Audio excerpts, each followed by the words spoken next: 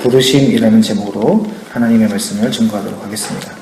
우리는 모두 다 믿음 생활을 하고 있습니다. 삶을 살아가고 있죠. 삶을 살아가는 중에 우리는 교회를 다니며 신앙을 가지고 믿음 생활을 하고 있습니다. 그런데 이것을 다시 한번 돌려서 얘기하면 우리가 삶을 살아가는 것 같고 우리가 신앙생활을 하는 것처럼 보이지만 사실은 이것은 우리의 주권으로 우리의 의지대로 이루어진 것이 아님을 알 수 있습니다. 이것을 우리가 신앙적으로 다른 표현으로 이야기를 할 때 부르심이다 라고 이야기를 합니다. 하나님께서 선택하셨고 하나님께서 부르셨기 때문에 우리가 지금 이러한 자리에 또는 어떤 직분에 또는 어떠한 직업에 또는 어떠한 상태, 고난이나 어떤 즐거움, 우리는 상태에 우리가 처해 있다라고 고백하는 것입니다. 그것을 우리가 부르심이라고 이야기를 하죠. 그래서 오늘 본문을 가지고 이 부르심에 대한 세 가지 이야기를 함께 나눠보고자 합니다. 첫 번째, 이 부르심에 대해서 바울이 이야기하면서 하나님이 부르신 대로 살아야 된다라고 이야기를 하고 있습니다. 17절 함께 보실까요? 17절에 보니까 오직 주께서 각 사람에게 나눠주신 대로 하나님이 각 사람을 부르신 그대로 행하라. 내가 모든 교회에서 이와 같이 명하노라 이야기를 하고 있습니다. 중요한 것은요, 하나님께서 우리를 부르셨다라는 것입니다. 내가 살다 보니까 상황이 이렇게 만들었어. 내가 하다 보니까 이렇게 되었어. 이런 고백들을 할 때가 많잖아요. 그런 이야기들을 들을 때가 많습니다. 근데 믿는 자들은 우리가 어떤 외적인 환경 때문이 아니라 이 모든 것을 주관하시는 하나님께서 부르셨다라는 것을 인식하는 것입니다. 우리의 부르심은 하나님을 인식하는 것입니다. 하나님이 우리의 삶을 택하시고 지으시고 만드셔서 하나님이 주관하셔서 이끌어 가신다는 것을 인정하는 것입니다. 그래서 나는 왜 이렇게 될 수밖에 없는가? 세상 사람들은 자기 자신에게 질문을 던지고 외적인 환경에 질문을 던지지만 우리는 그것을 하나님께 질문을 던질 수 있어야 된다는 것입니다. 하나님 왜 그러셨습니까? 또는 하나님 제가 어떻게 해야 되겠습니까? 이렇게 하나님이라는 대상을 인식하면서 우리의 삶을 생각하는 것이 부르심의 가장 기본이다라는 것입니다. 생각 외로 크리스찬들이 어떠한 신앙적 형태, 훈련받은 어떤 형태로서의 하나님을 고백하지만 그 중심으로 하나님을 부르짖고 찾는 데 있어서는 익숙하지 않은 것들이 있습니다. 그래서 우리가 때로는 불평과 원망일지라도 하나님께 먼저 질문을 던지는 태도가 매우 중요한 것이죠. 한참 예전에 담임 목사님 설교하실 때 그렇게 이야기한 적이 있습니다. 원망할지라도 하나님께 먼저 원망을 하면서 하나님 도대체 왜 그렇습니까? 하고 하나님께 먼저 따지는 것이 필요하다는 것입니다. 물론 나중에 하나님께서 왜 그러셨는지 또 하나님이 어떠한 마음으로 그러셨는지 깨닫게 되어지고 하나님을 느끼게 되면 그런 마음을 회개하게 되겠지만 얼마나 하나님을 찾지 않으면 우리가 얼마나 하나님을 부르짖는 것에 익숙하지 않으면 그렇게라도 하나님을 부르짖고 찾는 것이 필요한지를 이야기한 것이죠. 사실 시편의 많은 부분을 다윗이 기록했지만 하나님의 하나님 되심을 기록한 부분들도 있으나 많은 부분이 하나님을 향한 원망으로부터 시작되는 것을 볼 수 있습니다. 이것을 탄식이라고 하는데요. 탄식하면서 괴로워하면서 도대체 하나님 언제까지 나를 이렇게 내버려 두실 겁니까? 언제까지 나를 이렇게 책임지지 않고 놔두시겠습니까? 이렇게 하나님을 향한 원망으로 시작되는 것을 보게 됩니다. 그러나 결국 그가 하나님을 향한 원망으로 하나님이라는 이름, 여호와 하나님을 부르짖었지만 결국 그 하나님의 어떠하심을 다시금 생각하게 되어질 때에 그 괴로움의 순간에서도 그 광야의 위치에서도 하나님을 찬미할 수밖에 없는 그러한 하나님이심을 깨닫는 것을 보게 됩니다. 우리가 부르심을 생각할 때 우리를 부르신 자가 있다. 그분이 곧 하나님이시다. 하나님이 어떤 분이신가를 생각하는 것은 부르심에 있어서 가장 기초적이고 중요한 부분임을 알 수 있는 것입니다. 두 번째는요. 부르심 그대로 지내야 한다는 것입니다. 20절 이렇게 보실까요? 20절을 보시면 각 사람은 부르심을 받은 그 부르심 그대로 지내라 라고 이야기하고 있습니다. 그 부르심대로 지내기 위해서는 무엇이 중요할까요? 부르심이 무엇인가, 나를 향한 부르심이 무엇인가가 매우 중요한 것입니다. 인생의 질문을 던집니다. 세상에 많은 사람들이 노래로 또는 뭐 책으로 인생의 질문을 던지죠. 나는 어디로부터 왔는가? 나는 어디로 가야 하는가? 나는 왜 살아가는가? 이게 다 부르심에 대한 질문 아니겠습니까? 우리는 이 질문을 하나님께 던질 수 있어야 하는 것이고요. 하나님께서 왜 나를 이 땅에 보내셨는가? 그 부르심에 대한 의미를 깨달아야 하는 것입니다. 사실요, 제가 예전에 학생 때 이러한 이야기를 한 적이 있습니다.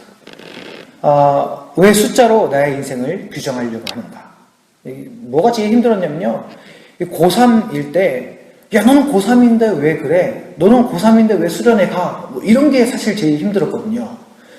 왜 숫자로 저를 규정하는지 모르겠어요. 제 그 인생, 18, 19, 제 인생은 제가 살아가는 것인데, 그 고3이라는 사회적 잣대, 사회적 관념으로 제 인생을 이렇게 좌지우지하니까 그게 너무 힘든 거예요. 물론 이것은 공부하기 싫어하는 저 나름대로의 고품격의 핑계였습니다만 그런 게 참 저는 좀 힘들었어요. 왜 고3이라는 숫자로, 왜 고2라는 숫자로, 중3이라는 숫자로 나를 규정해서 내 인생을 함부로 이렇게 하려고 하는가. 그래서 저는 그러한 잣대, 사회적 잣대, 다른 타인의 어떤 눈이 아니라 저 자체, 저 존재로서의 어떤 근본을 좀 찾기를 원했거든요. 그런데 이 세상의 교육은 저의 그러한 질문에 별로 관심이 없더라고요. 이 세상의 교육은, 세상의 부르심은 그냥 그때그때 그냥 그거에 맞춰서 적당히 공부하고 적당히 교과서에 맞춰서 그냥 시험 준비 잘하고 점수 잘 받고 그냥 그거를 원하더라고요. 그래서 제가 이 청소년 시기를 생각하면 또 지금의 청소년들을 바라보면 그때 고민했던 제 고민들이 떠오릅니다.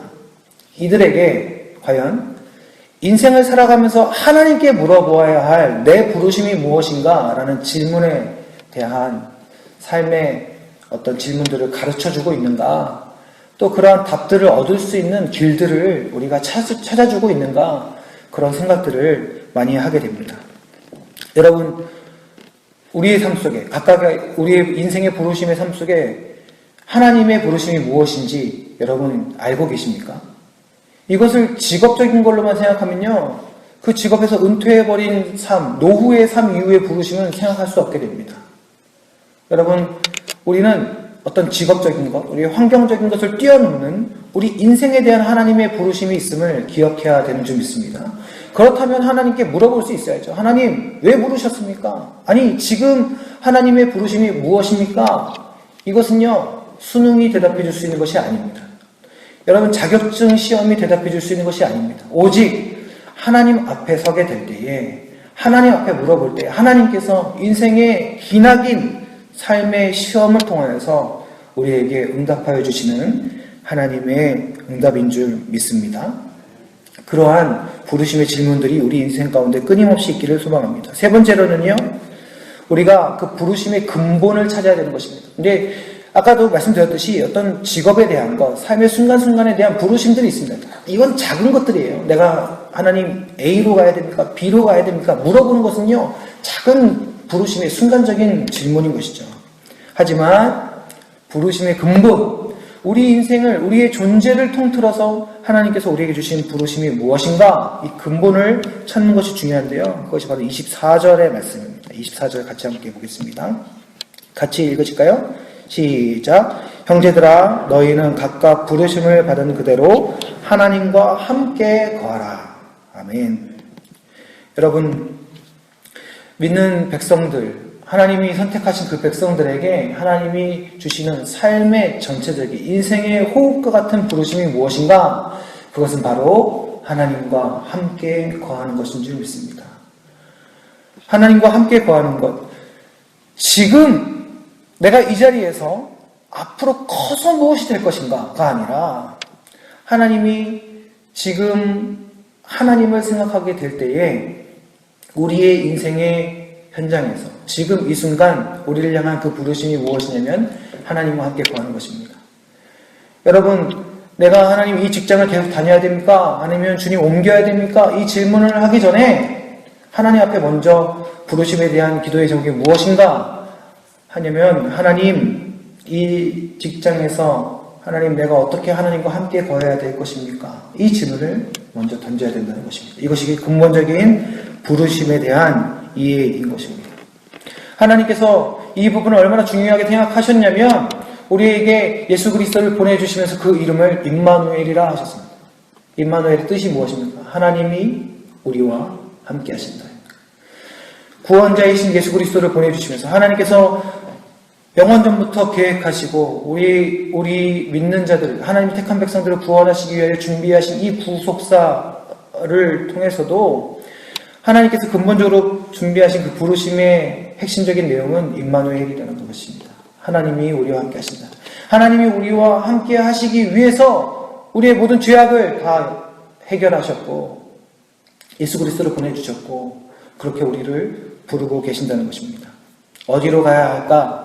무엇을 해야 할까? 이것보다 더 중요한 근본적인 부르심은 내가 지금 하나님과 함께하고 있는가인 것입니다. 열악한 상황이라 할지라도 하나님과 함께하면 그것이 하나님의 비전이요 하나님의 사역지인 줄 믿습니다. 내가 부족할지라도 하나님이 함께하시면 그 하나님이 함께하심이 능력이 되는 줄 믿습니다.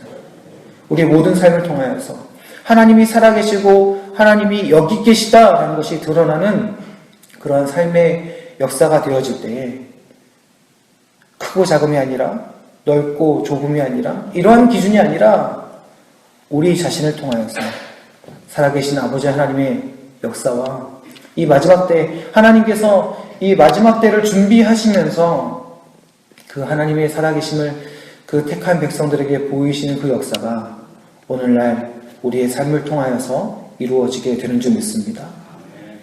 내가 더 어떻게 돼야 된다가 아니라 지금 내가 말씀을 통하여 예배를 통하여 하나님과 함께하는 것, 그것이 오늘 하루 내게 주어진 하나님의 능력이구나. 여러분 이것을 기억하시면서 오늘 하루를 주를 위해 살아드리는 믿음의 백성들 되시기를 주님의 이름으로 간절히 축원합니다. 기도하겠습니다. 살아계신 아버지 하나님, 우리가 하나님의 백성으로 살아갈 수 있는 그런 지혜를 허락하여 주시옵소서. 그것은 바로 하나님의 부르심을 기억하는 것입니다. 고린도 교회 가운데 아버지 하나님, 바울은 그 믿음의 백성들이 부르심 가운데 깨달아 하나님과 함께 동행하기를 소망하였습니다.